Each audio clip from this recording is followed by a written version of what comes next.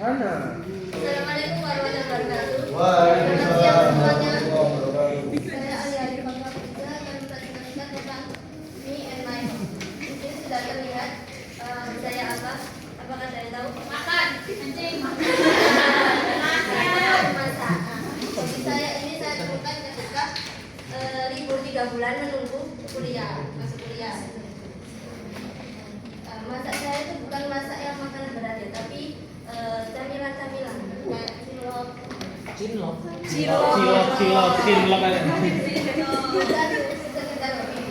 Kenapa saya bilang masak juga sekedar hobi? Karena ketika bulan libur saya dapat menghasilkan tambahan uang saku dari masak itu dengan seperti yang dilakukan Mas Raja, jualan pizza. Tapi saya jualan CP, itu saya packing baik, terus saya pasarkan lewat adik saya.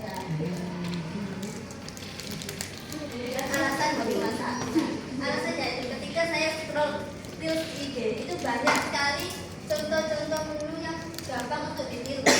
Nah dari situ saya ingin membuat, soalnya kalau cari biasanya nggak sesuai sama selera saya. Jadi saya mencoba membuatnya dan alhamdulillah berhasil. Silakan.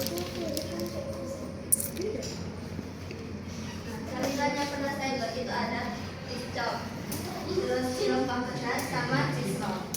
Nah, dalam masak itu tidak semua berhasil. Saya pernah mengalami kegagalan ketika memasak cilok pedas ini, yang dimana kuahnya itu terlalu pedas. Nah, jadinya drop.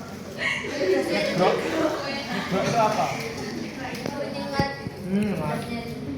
Nah, tapi dari situ saya belajar untuk mengontrol emosi saya bahwa semua kegagalan, semua proses pasti ada yang namanya kegagalan. Masak bersama. Ketika saya masak itu biasanya itu dibantu oleh ibu saya atau saya membantu ibu saya ketika ibu saya masak untuk keluarga.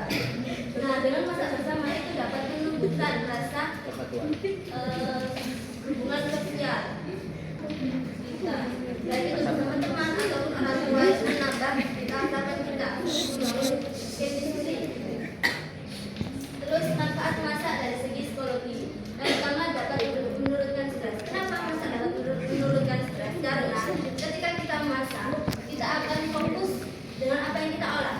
Ketika saat kita memotong, itu kita hanya akan fokus pada apa yang kita potong, tidak akan memikirkan yang lain. Nah, itu dapat menurunkan stres yang kita alami dan juga kecemasan.